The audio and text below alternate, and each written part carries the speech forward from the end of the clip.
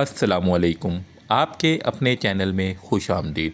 बराए मेहरबानी इस चैनल को लाइक और सब्सक्राइब लाजमी कीजिएगा। आज मैं आपको एक ऐसी पुरअसरार कहानी सुनाने जा रहा हूँ जो कि एक लड़की की लर्जा देने वाली ख्वाब बीती है, जिसका चेहरा हवाई मखलूक ले गई थी। आइए कहानी शुरू करते हैं। कहानी का नाम है गुमशुदा चेहरा।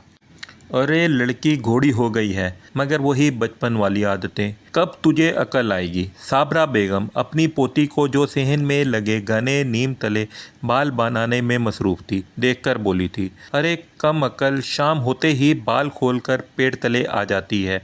जानती नहीं इस समय तरह तरह की चीज़ें बाहर निकलती हैं। अरे मेरी प्यारी सी दादी जान, आप क्यों फ़िक्र करती हैं? आपकी ये तरह तरह की मखलूक बड़ी नाकदरी हैं, इन्हें मैं कहाँ नज़र आने वाली? मेरे ऐसे भाग कहाँ? वो दादी को मज़ीद ताउद दिलाते हुए बोली थी। अरे उल्लू की पट्टी ना हो तो ये क्या फजूलियात बक रही है? पन्ना मांगो खुदा से। दादी कानों को हाथ लगाते हुए बोली, अम्मी मेरी बस आने वाली है, आज मुझे कुछ देर हो जाएगी। वापसी सादिया के साथ होगी। वो चाय का आखिरी घूंट जल्दी से हलक में उतारते हुए बोली थी। अच्छा बेटा, खुदा की अमान में जाओ। आलिया बेगम बेटी को दवा देते हुए बोली थी। अम्मा आप भी नाश्ता कर लें, तो मखदूम साहब के घर जाना है। उनकी बीवी ने अपनी माहम के लिए एक बहुत अच्छा रिश्ता बताया है। हाँ बेटा, अच्छी बात है। खैर से माहम अब बड़ी हो गई है, जितनी जल्दी अपने घर की हो जाए उतना अच्छा है। वैसे भी मुझे माहम के हवाले से बहुत परेशानी रहती है। अजीब लड़कों वाली आदतें हैं इसकी, ना किसी का डर ना खौफ। भला ये क्या काम था कल भरे बाजार में उस लड़के की पटाई का? अरे उसने दूसरी लड़की को छेड़ा था। ये कौन थी दरमियान में मोला जड़ बनकर सामने आने वाली?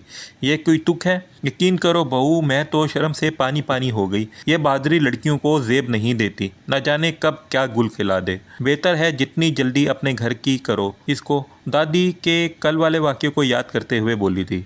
माहम माहम घर आ गया है, उतरो जल्दी से। सादिया माहम का कांधा हिलाते हुए बोली और माहम चूक कर जल्दी से अपना पर्स संभालते हुए उठ खड़ी हुई।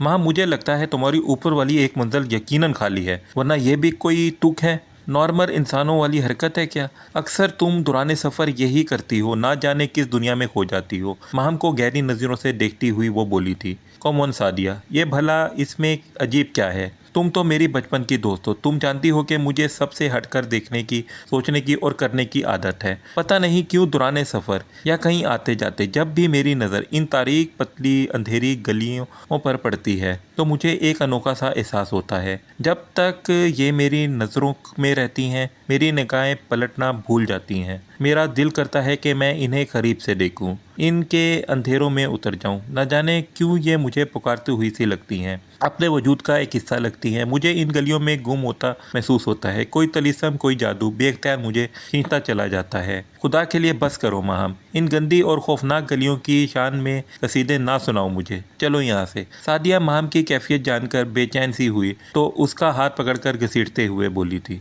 सुनो आलिया बेगम, शाम को तैयार रहना, सदीकी साहब के साथ जाना है। उन्होंने एक बहुत अच्छा और मुनासिब फ्रेंड का घर हमारे लिए देखा है। मुझे तो पसंद आया, तुम और बच्चे भी देखाओ तो मैं फाइनल बात करूं। वो चाय का सिप लेते हुए बोले थे। ये तो बहुत अच्छी बात है। ये घर अब बच्चों की और हमारी ज़रूरतों के लिए छोटा पड़ रहा है। खैर से हमारे तीनों बच्चे अब बड़े हो गए हैं। वैसे भी हमें जल्द ही माम की शादी करनी है। बड़ा घर होगा तो सहूलत रहेगी। हाँ आलिया बेगम, सच कहो तो मैंने भी रोज़ रोज़ की इस घर बदलने की हिजरत से तंग आ गया हूँ। खुदा हमें भी अपना घर दे। ये मालिक मकान की घर खाली खाली तलवार हर वक्त रहती है तो इससे भी जान छूट जाएगी। आलिया के हस्बैंड दिल का गुबार हल्का करते हुए बोले थे।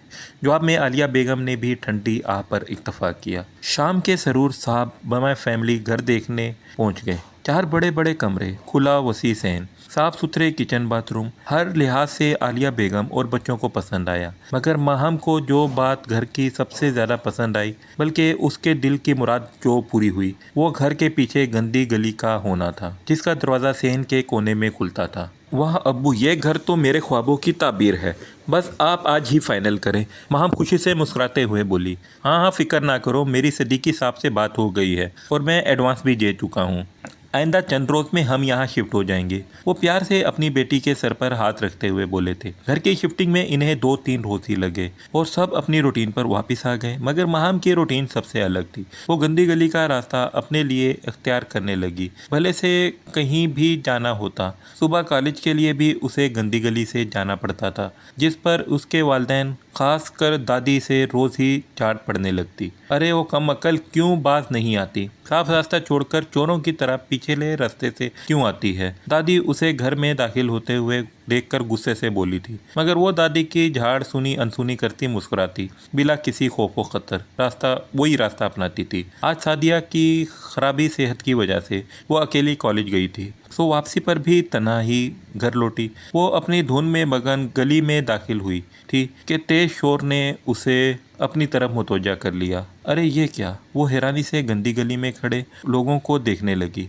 बहुत से सांवले सांवले बच्चे निकरें पहने उधम मचा रहे थे। कुछ औरतें साड़ियाँ पहने कपड़े धोने में, कुछ चूल्हा जलाने खाना बनाने में मसरूफ़ थी, जबकि लाल लाल आंखों और दरमियानी कदो कामत के बहुत से मर्द खड़े माहम को गहरी नज़रों से तोलने में मसरूफ़ थे। उनकी निगाहें माहम को अपने वजूद के आर पार होती महसूस हो रही थी।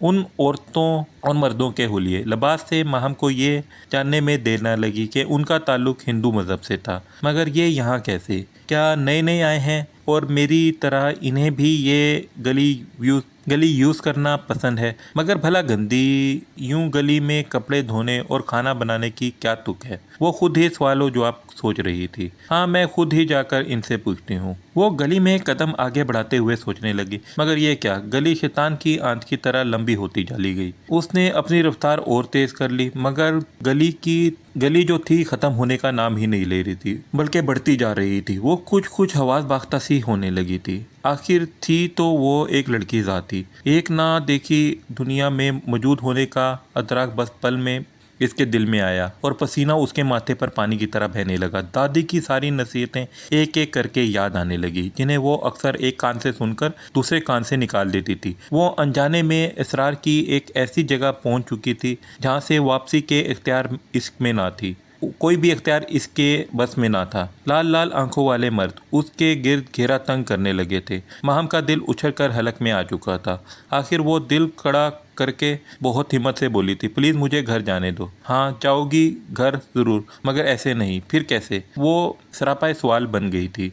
हमें तुम्हारी खूबसूरती की बलि देनी है लड़की, तुम नहीं, सिर्फ तुम्हारा चेहरा चाहिए हमें। इस गंदी गली में हमारे पूरे बस्ती आबाद है और तुम्हारा ये चेहरा हमारा वो गुमशुदा हिस्सा है जिसकी हमें ज़मानों से तलाश थी। ये गीत, ये खुशी का समा यूं ही नहीं, उन सब के मकरू कह के उसके कानों में जहर बनकर उतरने लगे थे और फिर एक तेज आग से उसके अतराफ से दहक उठी और वो बेआब मछली की तरह तड़पने लगी। दर्द और अजियत कर भागते भागते वो अपने होशो हवास खो बैठी। अगले दिन आए इंस्पेक्टर साहब, माहम बीबी अब बयान देने के काबिल है। डॉक्टर इन्हें माहम के रूम की तरफ ले जाते हुए बोला था। वो अब भी पट्टियों में जकड़ी बेबस सी पड़ी थी। उसका दर्द उसकी पूर से अया था। जी माहम साहिबा, कैसी तबीयत है आपकी? देखिए, हम आपकी असियत को ख़त्म तो नहीं कर सकते, मगर गुनाहगार को इस अंजाम तक पहुंचाकर आपका दर्द ज़रूर कम कर सकते हैं। आप ये बताना पसंद करेंगी ये किसने किया आपके साथ ये खौफनाक तड़पा देने वाला सलूक? आपकी दोस्त सादिया और एक ऐनी शाहिद के मुताबिक वो लड़का खुर्रम जो आपको पसंद करता था और आपके वालिदैन के रिश्ते के इनकार पर के सबब उसने इंतकामन गली में आपको तन्हा जानकर आपके चेहरे पर तेज़ाब डाला। क्या ये सच है? नहीं, बिल्कुल नहीं। मेरा चेहरा तो वो ले गए। खुर्रम बेकसूर है, जाएं सब यहाँ से। वो दीवानों की तरह चीखने लगी तो डॉक्टर इसे ठंडा करने लगे। इंस्पेक्टर साहब अभी भी ये सदमे में है। चेहरा ख़त्म हो जाने से इनकी दिमागी हालत पर खासा असर पड़ा है। उसकी के वालिद इंस्पेक्टर को माहम की हालत बताते हुए बोले थे, लोग समझते हैं कि उस लड़के ने तेज़ाब डालकर मेरा चेहरा बिगाड़ डाला है। कोई मेरी बात का यकीन नहीं करता। लोग मुझे दीवाना जानते हैं, मगर मैं जानती हूँ सच क्या है। बहुत ज़माना गुजर गया है, मेरा सब कुछ खो गया है, मैं खो गई हूँ। मगर मैं आज भी हर गंदी गली की तारीकी में अपना रोशन चेहरा तलाश करती हूँ जिसकी बलि चढ़ा दी गई थी। किसी दिन ज़रूर मैं उनसे अपना गुमशुदा चेहरा वापस लेने में कामयाब हो जाऊंगी। फिर वो ज़ोर ज़ोर से हंसने लगी। उजड़े बिखरे बालों, गंदे कपड़े पहने, मसक चेहरे वाली माहम नामी वो औरत मुझे एक गंदी गली के कोने में बैठी मिली थी। उसकी ये अनोखी दास्तान सुनकर मैं कितने ही लम्हे सुन बैठी रही। और इस कायनात में कैसे कैसे असरार छुपे हैं माहम की तरह। एक लम्हे में एक कदम हमें कहाँ से कहाँ पहुँचा दे, कुछ पता नहीं। बस एहतियात कीजिए।